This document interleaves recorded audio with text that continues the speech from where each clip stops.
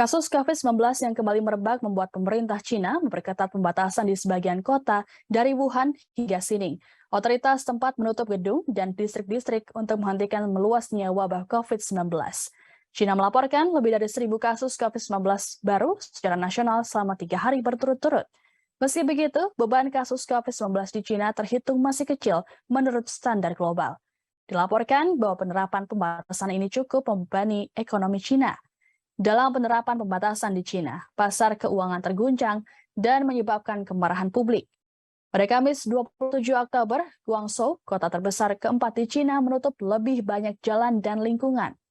Otoritas tempat juga melarang orang yang dianggap berisiko tinggi untuk keluar rumah.